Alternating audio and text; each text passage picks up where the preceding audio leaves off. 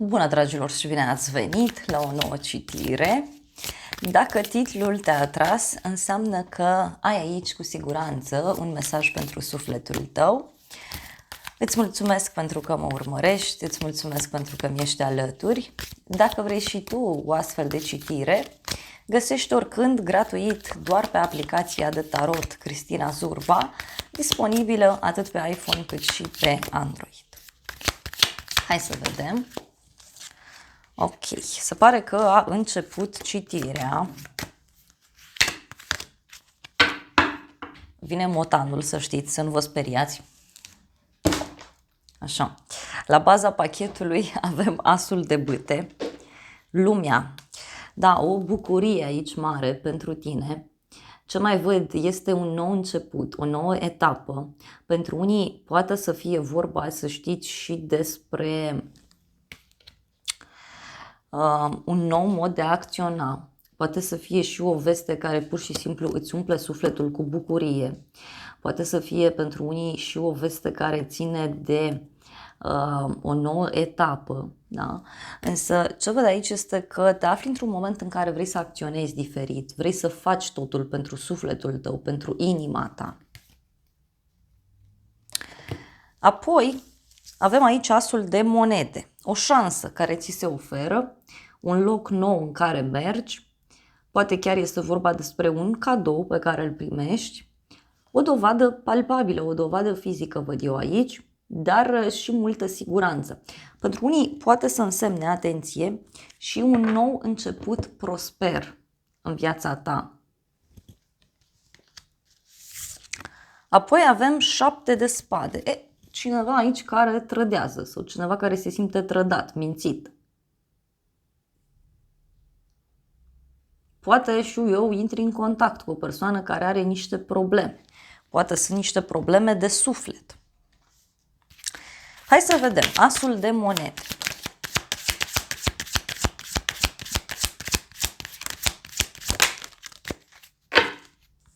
Asul de monede a venit cu soarele și magicianul. Deci o legătură aici cu zodia leu sau zodia gemeni, fecioară. Deci e ca și cum aici tu ai primit poate un răspuns pozitiv în legătură cu ceva anume, dar pentru alții este vorba și despre o dovadă fizică palpabilă pe care o primiți. Este o veste bună, da? Pe care fie ați primit-o, fie urmează să o primiți. Dar această idee de noi începuturi este foarte puternic aspectată aici. Uite, e vorba de o hotărâre privind ideea de familie, privind ideea de stabilitate, bani. Hai să vedem ce-i cu 7-le ăsta de spade, că e ciudat. 7 de spade, uite, 3 de spade, 5 de spade. Cineva care are parte de o nedreptate sau o persoană care fuge. Poate să fie și cineva care amână ceva, renunță la ceva anume. Văd o persoană aici care își urmărește propriul interes. Propriul interes. 3 de bâte și uite, are legătură cu un drum. Din nou 7 de spade. Poate niște minciuni pe care cineva le-a zis și care acum se află. Pentru că eu văd aici o promisiune. Da? Văd aici ceva bun, ceva nou, ceva pe care te poți baza. Și totuși deodată lucrurile se schimbă. Mai pot să văd pentru unii, atenție, și o persoană rănită. Marea preoteasă, 5 de bâte. Aici poate să fie o luptă care se duce. Dar și niște secrete, să știi, care pot fi dezvăluite și chiar secretele astea, zic eu, că pot aduce această stare de agitație.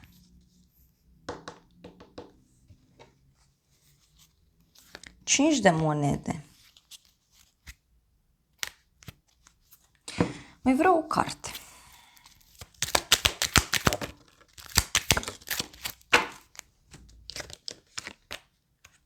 Avem ești lăudat, onorat și bani mulți. Și poate e cineva care vrea să profite din punct de vedere financiar și afli, da? Sau Încep să miroși chestia asta.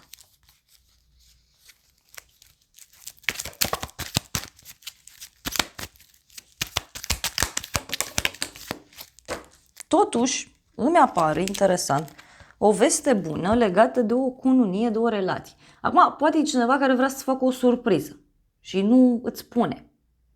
Și atunci de asta sunt cărțile astea aici.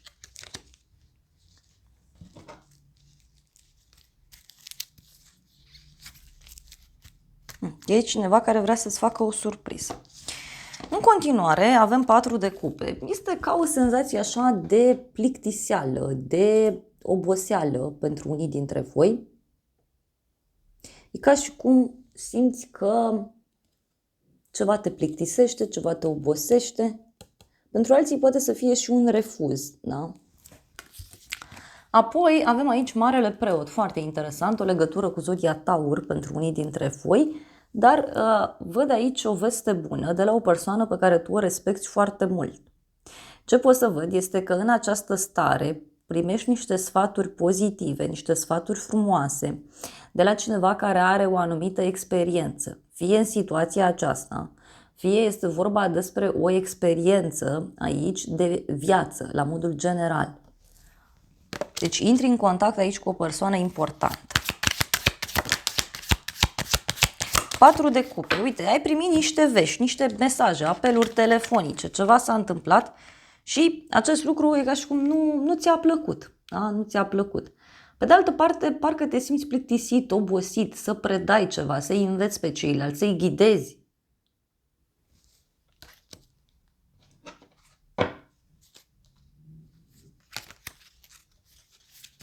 Hai să vedem în continuare Marele Preot ce zice.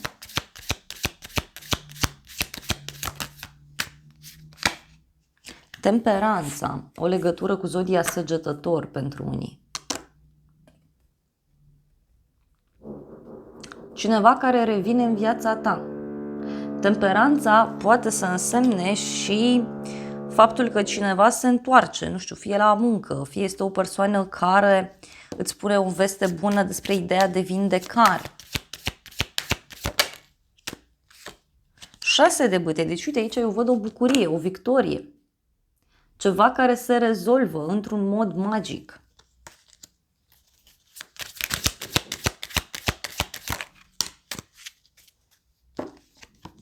Zece de monede și e ceva de care vor mai ști și ceilalți.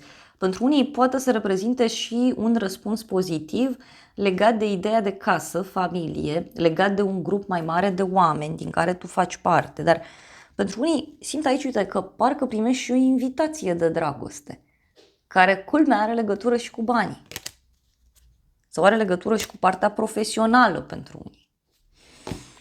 Hai să vedem surpriza. Surpriza e 3 de monede și cu 2 de monede. Deci vești bune din două părți. Un ajutor financiar, o veste bună legată de bani. Cineva care lucrează în două părți. Mai vreau o carte. Cei cu 3 de monede. 8 de monede. Deci surpriza să știi că are legătură cu munca. Cineva care vrea să învețe ceva nou sau poate are legătură cu niște lucruri noi pe care trebuie să le înveți și care să știi că te vor ajuta foarte, foarte mult.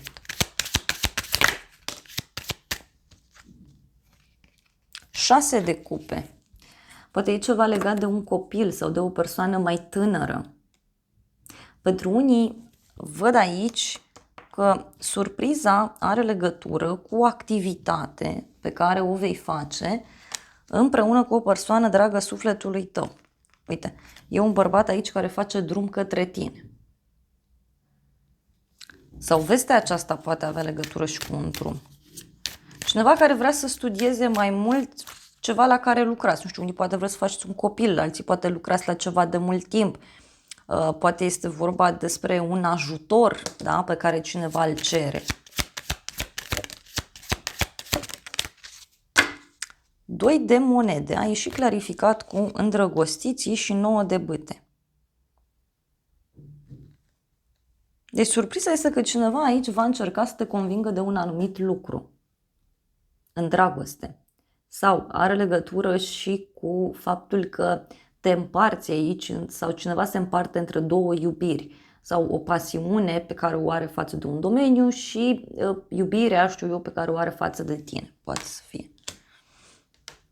Cuiva este teamă, e ca și cum este teamă să jongleze între două situații, două lucruri diferite. 7 de bâte, deci este cineva pregătit să acționeze aici. Asul de monede.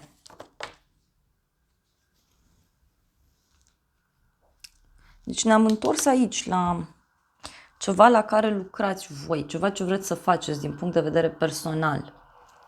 Dar este ceva foarte important, care momentan este destul de confuz, aș zice eu. Adică nu știți nimic concret. E acolo o dovadă, dar nu e împlinit, da? Nu e dus la bun sfârșit. Hai să vedem ce zice și tarotul meu cu surpriza asta.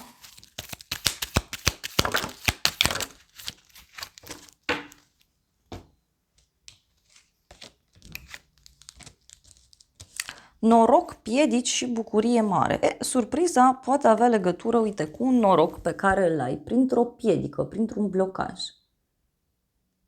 Sau cineva care reușește să depășească acest blocaj, pentru că totuși văd o bucurie mare.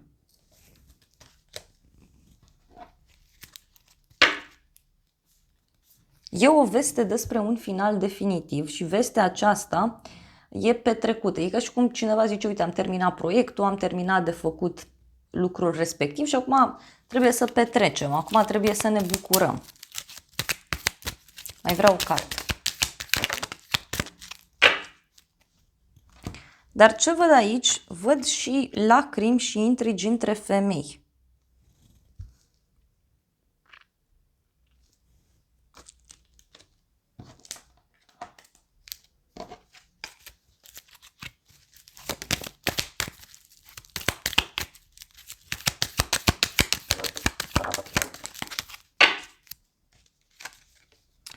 Bucurie mică, dragoste sinceră și veste rea.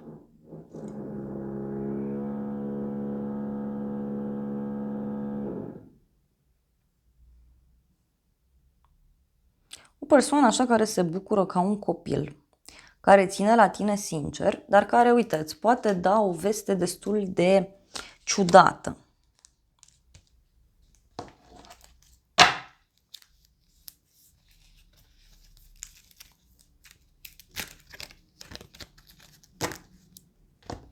Hai să vedem ce zice și acest oracol, cu surpriză.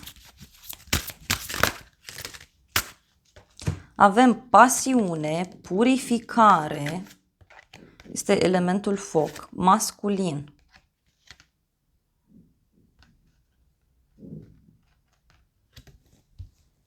Deci avem apă, foc, două extreme care se întâlnesc. Da? Deci cineva care are foarte mari emoții, dar este și o persoană care e foarte atrasă de un anumit lucru. Două extreme aici. Poate să fie și o luptă. Și avem masculin. Deci poate e vorba de un bărbat care are de făcut o alegere. Care este între inimă și minte, cum s-ar spune.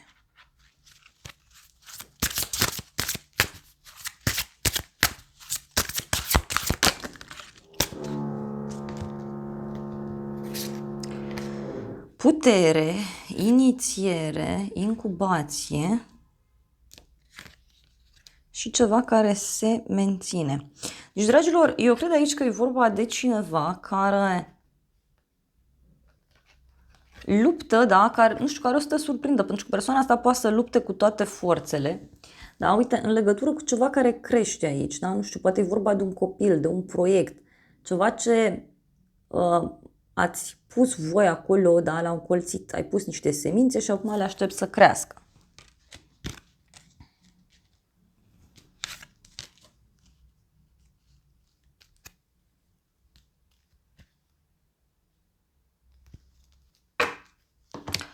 Hai să vedem ce spune și oracolul lunii în această situație. Și avem așa, mesajul prosperitate.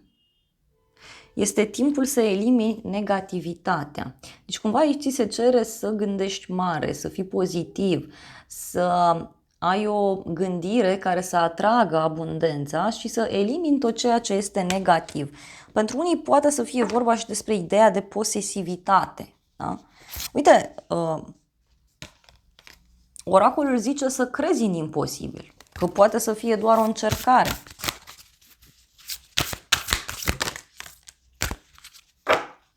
Și că uită-te la imaginea de ansamblu. Ești foarte aproape de a atinge scopul tău, de a ajunge acolo unde tu îți dorești. Echilibru între spiritual și material. Nu lăsa trecutul să te tragă în urmă, pentru că un nou început este la orizont. Da. Hai să vedem ce zic și îngerii romantici.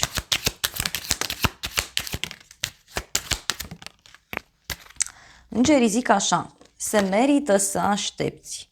Timpul divin e la muncă în favoarea ta. Ți se spune să te bucuri de fiecare moment. Și să-ți lași prietenii să te ajute, să ceri și să accepti ajutor de la ceilalți, dar în același timp să lași o fostă iubire în urmă, să lași trecutul în urmă, să lași ceva în urma ta care nu mai funcționează și care nu îți mai aduce împlinire. Uite, să te eliberezi de ceva în care nu te mai simți bine. Unii poate rămâneți surprinși, da, de o veste pe care o primiți de la o persoană care reușește să se elibereze dintr-o situație complicată. Posibil să auziți și de așa ceva. Hai să vedem ce zice oracolul meu.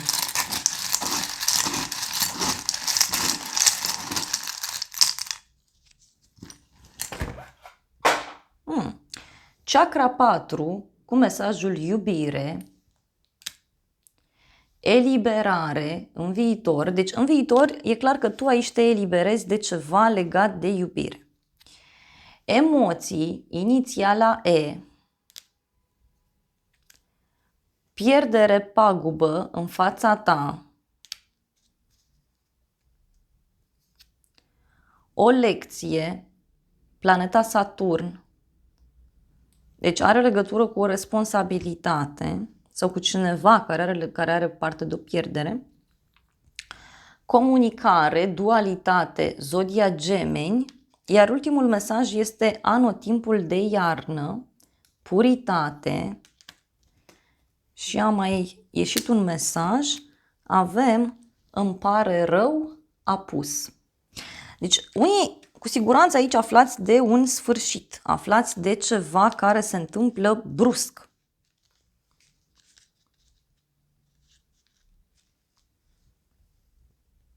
Te eliberezi, emoții, o pierdere a cuiva, o lecție. Cineva care învață o lecție în legătură cu o pierdere.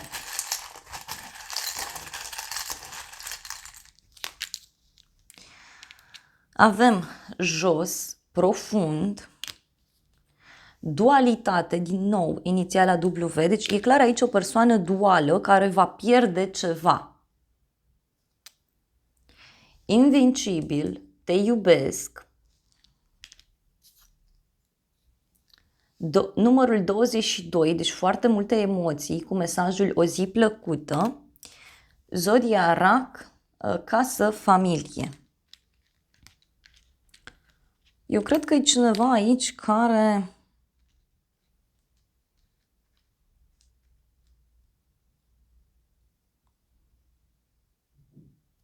își va deschide cumva și sufletul în fața ta, dar eu tot cred că cineva pierde ceva, pentru că trebuie să învețe o lecție. Îi va părea rău, dar văd aici că până la urmă cred că va renunța cumva această persoană la această dualitate. Deci poate e cineva care este influențat de un prieten, de cineva din familie, poate e și o altă persoană la mijloc. Da, dragilor, acestea au fost previziunile de această dată. Eu vă mulțumesc pentru prezență, vă îmbrățișez cu drag. Sper din suflet să fie de folos informațiile și să ne revedem cu bine și data viitoare. Eu vă doresc să aveți parte de o zi sau de o seară cât mai frumoasă.